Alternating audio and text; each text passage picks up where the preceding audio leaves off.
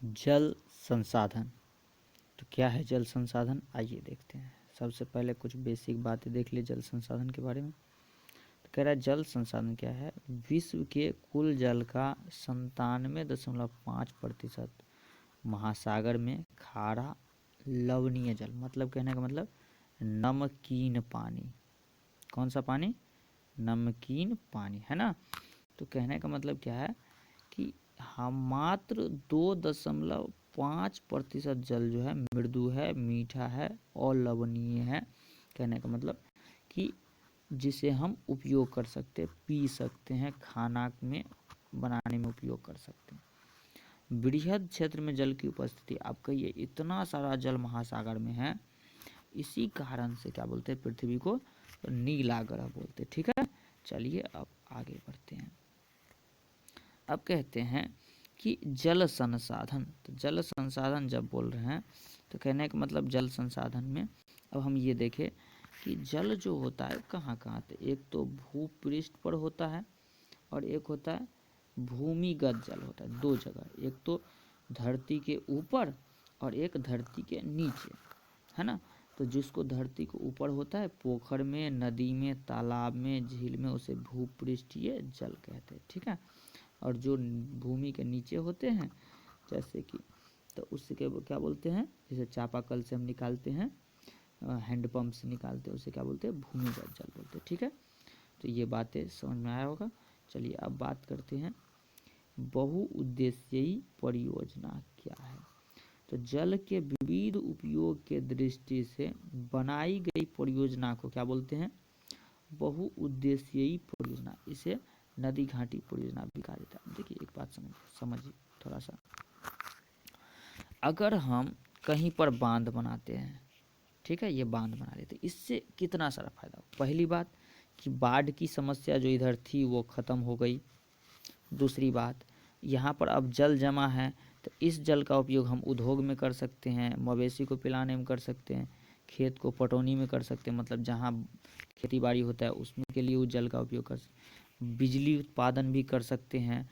कितने फ़ायदा एक साथ हो सकता है, बहुत सारे फ़ायदा एक साथ हो रहा है। तो इस तरह के जो उपयोग है, जैसे कि यहाँ पर देखिए दिया हुआ भी है कि बहुउद्देशीय परियोजना मुख्य उद्देश्य सिंचाई, विद्युत उत्पादन, पेय जलापूर्ति, पर्यटन, मत्स्य पालन आदि को बढ़ावा देता है। तो इस तरह के जो परियोजना होता है जिससे एक साथ बहुत सारे उद्देश्य पूरा होता है, उसे बहुउद्देशीय परियोजना बोलते हैं। ठीक है, बहुउद्देशीय परियोजना के लिए नदी पर बनने गए बांध को पंडित जवाहरलाल नेहरू ने आधुनिक भारत का मंदिर कहा। कहने का मतलब ये हुआ कि आधुनिक भारत का मंदिर किसे कहा गया, तो देश के बांधों को क्या कहा गया है, तो भारत का मंदिर। किसने कहा, तो पंडित जवाहरलाल नेहरू ने कहा। इस बात को आप याद रखें। ठीक है, चलिए अब इधर देखिए जल के विविध उपयोग, क्या क्या उपयोग है।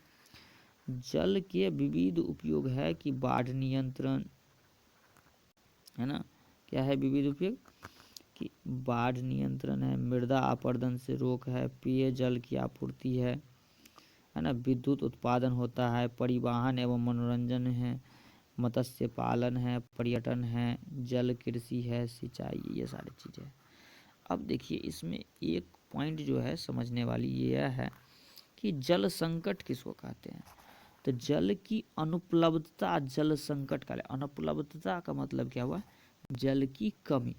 जितनी जल की हमें आवश्यकता है उससे कम जल की प्राप्ति, जल की अनुपलब्धता जल संकट कहलाती है। ठीक है, बिहार एवं पश्चिम बंगाल के कुछ हिस्सों में जल के अति दोहन से आर्सेनिक तथा राजस्थान एवं महाराष्ट्र में फ्लोराइड की मात्रा में वृद्धि आई है। जल संरक्षण एवं प्रबंधन के उद्देश्य क्या है, जल का संरक्षण हम क्यों करें और किस उद्देश्य को ध्यान में रखकर करें। तो जल की उपलब्धता बनाए रखने के लिए, जल को प्रदूषित होने से बचाने के लिए, प्रदूषित जल को स्वच्छ एवं पुनर्चक्रण करने के लिए, इन सारे उद्देश्य को देखते हुए जल का संरक्षण करना आवश्यक है। चलिए अब थोड़ी सी आगे बात करते हैं। अब देखिए ये बातें क्या लिखा हुआ है, जल संभर प्रबंधन, क्या बोले, जल संभर प्रबंधन या वाटर शेड मैनेजमेंट क्या है? जल प्रवाह या जल जमाव का उद्यान कृषि, वानिका, जल कृषि इत्यादि में उपयोग जल संभर प्रबंधन कहलाता है। कि जो जल जमा हुआ है या फिर जो जल प्रवाहित हो रहा है उस जल का, अगर मान लीजिए कोई जल प्रवाहित हो रहा है तो उसे उपयोग नहीं करेंगे तो बह जाएगा, तो उनका उपयोग हम अपने विभिन्न कामों में करना जल संभर प्रबंधन कहलाता है। ठीक है। बिहार में बहुउद्देशीय परियोजना के तहत सोन परियोजना, गंडक परियोजना, कोसी परियोजना। अब आपसे पूछे कि बिहार में बहुउद्देशीय परियोजना कौन कौन सी, तो सोन परियोजना, गंडक परियोजना और कोसी परियोजना। ठीक है। प्राणियों के शरीर में 65% तथा पौधों के शरीर में 65 से 99% तक जल का अंश विद्यमान होता है। ठीक है। अब कह रहा है कि अंतर्राष्ट्रीय जल विवाद क्या, दो या दो से अधिक, अंतर्राष्ट्रीय नहीं, अंतर्राज्यीय जल विवाद, दो या दो से अधिक राज्यों के बीच जल के बंटवारे के कारण जो समस्याएं उत्पन्न हो जाती है, विवाद हो जाता है, उसे अंतर्राज्यीय जल विवाद कहते हैं। अब इसको समझना पड़ेगा थोड़ा सा, देखिए समझिए बात को। जैसे मान लीजिए हम इस राज्य से यहाँ पर एगो नदी जा रहा है, अब यहाँ तक एक राज्य है और यहाँ के बाद क्या हो रहा है, यहाँ तक ये एक राज्य है और ये क्या है, दूसरा राज्य है। अब एक बात बताइए कि इन दोनों स्थिति में अगर मान लीजिए कि यहाँ पर कोई बांध बना लेता है, क्या करता है, इस जगह पे कोई बांध बना लिया, जब इस जगह पे बांध लगा लिया तो इस राज्य को तो जल मिलना बंद हो जाएगा, इसको जल मिलेगा ही नहीं। तो ये राज्य और इन दोनों में क्या कहेगा, जल हमको भी चाहिए, हमको भी कृषि करना है। तो इन दोनों राज्य के बीच जो झगड़ा होगा, इन दोनों राज्य के बीच जो झगड़ा होगा, इसे ही हम क्या बोलेंगे, अंतर्राज्यीय जल विवाद। उम्मीद करते हैं बातें समझ में आया होगा। ठीक है। चलिए आगे बढ़ते हैं। अब इसी में एक दो पॉइंट ये समझने वाली बात है, नर्मदा नदी पर सरदार सरोवर बांध के विरोध के लिए गठित गैर सरकारी संगठन नर्मदा बचाओ आंदोलन के नाम से जाना जाता है। कहने का मतलब नर्मदा नदी पर जो सरदार सरोवर बांध बनने जा रहा था, उस समय एक आंदोलन किया गया। इस आंदोलन को क्या कहा गया, नर्मदा बचाओ आंदोलन। अब एक इस बात को समझिए कि नर्मदा बचाओ आंदोलन क्यों, तो नर्मदा बचाओ, देखिए अब मान लीजिए यहाँ पर बांध बनेगा, तो जब यहाँ पर बांध बनेगा तो स्वाभाविक बात है यहाँ पर जल जमेगा। तो जल जमेगा, मान लीजिए ये क्षेत्र 1 किलोमीटर 2 किलोमीटर या 5 किलोमीटर का है, इतने क्षेत्र में जल जमा गया, तो भाई यहाँ कोई न कोई लोग तो रहते हैं ना, यहाँ कोई न कोई तो रहते हैं ना, तो इनको तो यहाँ से विस्थापित करना पड़ेगा, यहाँ से कहीं भेजना पड़ेगा। मान लीजिए यहाँ से हम विस्थापित करके यहाँ ले आए, तो इनको रहने के लिए जगह चाहिए, काम चाहिए, तो सारी चीज़ उपलब्ध कराना पड़ेगा ना। अगर वो नहीं करवाएगा तो लोग में असंतोष होगा, उसको कोई फ़ायदा नहीं होगा, तो अपना ज़मीन क्यों छोड़ेगा, आपके बात बनाए या ना बनाए, उसको वहाँ रोजी चल रहा है, रोटी चल रहा है, उसका जीवन यापन सही तरीके से चल रहा है, दूसरे जगह पर जाएगा तो उसका क्या होगा नहीं होगा इसकी कोई गारंटी तो नहीं है। तो इस तरह की जब समस्या उत्पन्न हो जाती है तो यहाँ पर क्या होता है, तो आंदोलन लोग जब करते हैं, तो इस तरह के आंदोलन में से ही एक कौन सा है, तो नर्मदा बचाओ आंदोलन। ठीक है। तो अब बात करते आगे, अति सिंचित को जलाक्रांतता कहलाती है। क्या बोले, अति सिंचन से जलाक्रांतता की समस्या पैदा होती है। कहने का मतलब ये क्षेत्र में बहुत सारे दिनों तक जल जमा है, इतना जल है कि जिसकी कोई आवश्यकता ही नहीं है, आवश्यकता से बहुत ज़्यादा जल। तो इस समस्या को क्या बोलेंगे कि जलाक्रांतता। ठीक है। चलिए अब आगे बढ़े। अब कह रहे हैं कि वन्य एवं वन्य प्राणी संसाधन। प्रकृति वन किसी बड़े भूभाग पर प्रकृति रूप से स्वतः विकसित पेड़ पौधे एवं झाड़ियों के समूह को वन कहा जाता है। क्या बोले कि भूभाग मतलब धरती के किसी एक भाग, भू माने धरती, धरा और भाग माने उसका एक जगह, एक क्षेत्र, उस पर विकसित पेड़ पौधे एवं झाड़ियों के समूह क्या कहते हैं, तो वन कहते हैं। भारत में 201 भारत में 201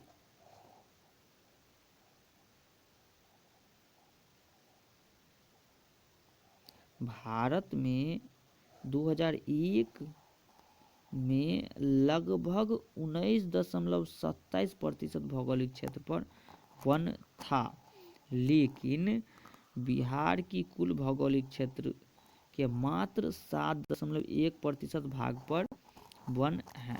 तो ये बातें समझे कि भारत का अगर पूरा बात करें तो 19.27%, वहीं बिहार में 7.1% पर वन। अब वन के प्रकार प्रकाशिकीय दृष्टि से हम देखेंगे, तो चलिए देखते हैं वन के प्रकार। तो वन के प्रकार में देखिए सबसे पहला है आरक्षित या सुरक्षित वन। जिस वन पर क्या होता है, पशुचारण होता है, खेती करना वर्जित होता है, ये ऐसा क्षेत्र होता है, आरक्षित होता है, मतलब ये इस क्षेत्र में आप कुछ नहीं कर सकते हैं। तो इस तरह का क्षेत्र जो होता है उसे आरक्षित बोलते हैं। ठीक है, अब है रक्षित वन या संरक्षित वन। लाइसेंस प्राप्त लोग लकड़ी काट सकते हैं। ये क्षेत्र भी क्या होता है, एक संरक्षण में होता है। यहाँ पर आप लाइसेंस है तब आप जाइए लकड़ी उकड़ी काट सकते हैं। तो ये दो प्रकार हो गए, आरक्षित और रक्षित। अब तीसरा है अवर्गीकृत। लकड़ी काटने या पशु चराने पर कोई प्रतिबंध नहीं। ऐसा भी क्षेत्र होता है जहाँ पर कोई प्रतिबंध नहीं है, उसको बोलते हैं अवर्गीकृत वन। ठीक है, चलिए अब आगे बढ़े। अब देखिए इस बात को समझिए कि वन के प्रकार घनत्व के आधार पर, ये था क्या, प्रशासकीय दृष्टि से, मतलब कि कौन उस क्षेत्र पर अपना काम कर सकते हैं। प्रशासन माने किसकी कितनी वहाँ पर अनुमति है, उसकी शासकीय क्षमता है, मतलब वहाँ पर उसकी अपनी हिस्सेदारी कह सकते हैं एक तरह से। तो आरक्षित क्षेत्र में वर्जित है बिल्कुल। रक्षित क्षेत्र में लाइसेंस जिसको प्राप्त है वही जा सकता है, अवर्गीकृत में कोई भी जा सकता है। लेकिन अब ये बन गया घनत्व के आधार, मतलब कहाँ पर ज़्यादा घन है, कहाँ पर कम घन है। तो पहला है अत्यंत सघन घन। इसमें क्या बोलते हैं, 1.66% है, मतलब बहुत ज़्यादा पेड़ पौधा है इसमें। फिर है क्या, तो फिर है सघन वन। सघन वन किसको बोलते हैं, तो सघन वन हम उस वन को बोलते हैं जहाँ पर क्या होता है, तो पेड़ पौधे अत्यंत सघन से थोड़ा सा कम है, ये 3% है। फिर है खुले वन। खुले वन किसको बोलते हैं, तो वो वन जहाँ बिल्कुल खुला है, बंद उंद नहीं है, जा सकते हैं, आ सकते हैं, स्वतंत्र रूप से है, तो ये 7.12% है। तीसरा है, चौथा है झाड़िए एवं अन्य वन, ये 8.68%। और चौथा है मैग्रोव वन, है ना, ये बहुत कम है, 0.14%। ठीक है, अब चलिए आगे बढ़ते हैं। जैव विविधता क्या है, इनको समझे। तो देखिए बात को समझिए, जैव विविधता क्या है। तो जैव विविधता को हम समझते हैं। इसके लिए हम देखिए, पृथ्वी पर पाए जाने वाले जीवों की विविधता की जैव विविधता कहा जाता है। इसमें पशु पक्षी पेड़ पौधे सूक्ष्म जीव तथा बड़े सब जीव सभी शामिल। समझिए जैव विविधता का मतलब थोड़ा सा सामान्य सी भाषा में हम समझ लेते हैं। जैव विविधता कहने का मतलब क्या, जैव विविधता जैसे मान लीजिए जिस धरती पर हम रहते हैं, ये धरातल पर कि छोटे बैक्टीरिया जीवाणु से लेकर चींटी, मगरमच्छ, पेड़ पौधे, हाथी, गैंडा, ब्लू व्हेल जैसे असंख्य जीव जंतु रहते हैं। है ना। इनमें सब में कुछ न कुछ भिन्नताएं हैं। पृथ्वी एक तरह से कह सकते हैं जैव विविधता का केंद्र है। यहाँ पर कोई दो जीव एक समान पूर्णतः नहीं है, कुछ न कुछ भिन्नताएं उसमें हैं। तो पृथ्वी में पाए जाने वाले जो जीव हैं उसमें कुछ विविधता है। विविधता माने भिन्नता, जैव माने जीव और विविधता माने भिन्नता। जीव के अंदर जो आपस में मौजूद भिन्नताएं हैं इसे जैव विविधता कहते हैं। ठीक है। अब कुछ कुछ पॉइंट है, इसे हम समझ लेते हैं। जैसे कि क्या है कि पटना का संजय गांधी जैविक उद्यान जैव विविधता का प्रतिनिधित्व करता है। चरक का संबंध भारत से है। भारत के 68 करोड़ हेक्टेयर भूमि पर वन का विस्तार है। भारत के सर्वाधिक वन प्रतिशत मध्य प्रदेश 11.22% की लिखा हुआ है। वन स्थित रिपोर्ट के अनुसार भारत में 20.55% भौगोलिक क्षेत्र में वन का विस्तार है। फिर है पर्यावरण को संतुलित करने के लिए किसी क्षेत्र में कम से कम 33% भाग में वन का होना आवश्यक है। वन संरक्षण एवं वन्य जीवों की संख्या वृद्धि के लिए वन संरक्षण आवश्यक है। मतलब वन संरक्षण वन और वन में रहने वाले जीव दोनों की दृष्टि से आवश्यक है। वन विनाश के क्या क्या कारण हैं? तो पहला कारण है स्थानांतरित कृषि, खनन कार्य, बड़ी परियोजना, औद्योगिक विकास, नगरीकरण, पशुचारण एवं लकड़ी का बढ़ता हुआ उपयोग, अन्य विकास कार्य जिसे आप विकास कार्य कहते हैं, ये सारे ही जिम्मेदार है किसके लिए? तो वन विनाश के लिए। ठीक है, चलिए अब आगे बढ़े।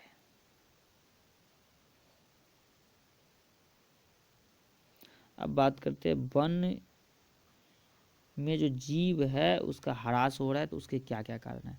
पहला कारण है प्रकृति आवासों का अतिक्रमण। कहने का मतलब पहले ज़्यादा क्षेत्र में वन थे तो जीव के रहने के लिए घोंसला चाहिए या फिर गुफा चाहिए या फिर जो जीव जिस अनुकूल है उस तरह के उसके जगह चाहिए, वो था। लेकिन अभी क्या है, उसकी कमी है। तो पहला तो प्रकृति आवास का अतिक्रमण हो गया है, कमी हो गया। दूसरा, प्रदूषण की समस्या पैदा हो गई है।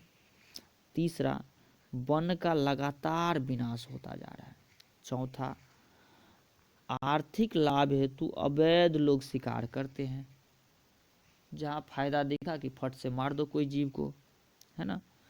आप बगल अगल में देखिए ना, भेड़ बकरी तक को छोड़ते नहीं, गाय माल को तो छोड़वे नहीं करते हैं, दूसरे जीव का तो बातें छोड़ दीजिए आप। अगर मान लीजिए उसको हिरन दिख जाए तो उसको वो जिंदा छोड़ेंगे? उसको तो उसके लिए आपको उसको पैसा का भी नुकसान लगाना पड़े तो भी लगाएंगे, लेकिन उसको मार देंगे वो। पता नहीं क्या खुरापाती किसके दिमाग में चलता है। चलिए छोड़िए ये सब बात, पहले समझते हैं कि क्या कर सकते हैं सबको। कुछ महत्वपूर्ण तथ्य है। क्या वन का उपयोग कैंसर रोग के उपचार में है? तो आंसर आता है हाँ है। कैंसर रोग के उपचार में हिमालय के यम नामक पौधे का, यम नहीं बोले हैं, यव नामक पौधे का उपयोग है। ठीक है। अब बात आता है, ये देखिए इस यव को चीड़ का पौधा भी बोलते हैं। इसके में से एक लाइकेन नामक रसायन निकाला जाता है जिससे कैंसर के रोग के उपचार में उपयोगी सिद्ध है ना। इसीलिए कैंसर रोग के उपचार में पौधे का बहुत बड़ा योगदान है ना, वनस्पति का। चिपको आंदोलन क्या है? चिपको आंदोलन को समझे तो उत्तराखंड के पर्वतीय क्षेत्र से के जिला उत्तर प्रदेश, क्या बोले, चिपको आंदोलन उत्तराखंड के एक पर्वतीय जिला टेहरी गढ़वाल में वन काटने से बचने के लिए जनजातियों द्वारा पेड़ से चिपक करके एक आंदोलन चलाया गया। इसका नाम चिपको आंदोलन दिया गया। अब समझिए बात हुआ क्या है। उत्तराखंड के वो टिहरी गढ़वाल क्षेत्र जहाँ पर यह विरोध शुरू हुआ, इस क्षेत्र में हुआ यूँ कि किसान लोग पहले सरकार से अनुमति लिए कि सर देखिए ऐसी सी बात है कि हमको हल बनाने के लिए अंगू का कुछ वृक्ष दिया जाए। अंगू का वृक्ष हल्का होता है, इससे कुदाल हल बड़ा आसान रहेगा और मजबूत भी होता है। तो सरकार ने बिल्कुल मना कर दिया। लेकिन जब सरकार ने उस वन को किसी खेल के उपकरण बनाने के लिए बेच दिया, ठीक है, तो क्या हुआ, लोग गुस्सा गए और लोग कहने लगे जब हमको नहीं मिला तो किसी दूसरे को क्यों मिलना चाहिए, नहीं मिलना चाहिए। तो कहा कि हम काटने ही नहीं देंगे। सब लोग से पेड़ से चिपक चिपक करके आंदोलन किया। इसीलिए इस आंदोलन का नाम क्या रखा गया, चिपको आंदोलन। इसके प्रणेता कौन थे, मतलब इसकी अगुवाई कौन कर रहे थे, तो सुंदरलाल बहुगुणा ने इस आंदोलन की अगुवाई की। लुप्त होने वाली पशु पक्षी एशियाई चीता, गुलाबी सर वाली बत्तख एवं डोडो हैं, ये सारे लुप्त होने वाली है। अब संख्या में बहुत कम बची है। संकटग्रस्त पशु कौन कौन है, जैसे काला हिरण, संघाई आदि, ये सब क्या है, संकटग्रस्त पशु है। चलिए आगे थोड़ा बढ़ा जाए। अब क्या है, वन्य प्राणियों के संरक्षण हेतु किए गए उपाय, क्या उपाय हुआ है। इन वन्य जो प्रजाति है इनका संरक्षण करने के लिए, वन में रहने वाले जीव का वन ह्रास हो रहा है तो उसका संरक्षण तो चाहिए। तो राष्ट्रीय उद्यान का विकास किया गया, कुल संख्या में ये 85 है। और अभ्यारण्य का भी विकास किया गया, इसकी कुल संख्या 448 है, ठीक है। कानून का निर्माण किया गया, अंतर्राष्ट्रीय तौर पे भी और राष्ट्रीय तौर पे। संविधान की धारा के द्वारा वन्य जीव संरक्षण बिल बल दिया गया है ना, संरक्षण पर क्या किया गया, तो बल दिया गया। जैव मंडल का विकास किया गया, कुल अभी 14 संख्या है। देखिए अब ये सारी संख्या जो है हम ले रहे हैं एनसीईआरटी बुक के थ्रू, चूँकि हम मानक उसी को लेके चलेंगे। अगर कोई चीज़ें उससे ज़्यादा आपको डिफर कर रहा है तो भी आप देखिए, हो सकता है वो एनसीईआरटी बुक में अगर शामिल नहीं किया गया है तो इसका मतलब है उस पर अभी रिसर्च चल रहा होगा, पुष्टि नहीं हुई होगी पूर्णतः। अगर आपको, इसीलिए हम कहेंगे कि मानक हम लोग एनसीईआरटी को ही लेके चलेंगे, ठीक है। इस बात का हमेशा ध्यान रखें। हमारे लिए जो असली बुक है, राज्यी बुक है, वो कौन है, तो हमारा जो बुक है अपना एनसीईआरटी, उसी को हम मानक रखेंगे, ठीक है। अगला बिंदु क्या कह रहा है, खनिज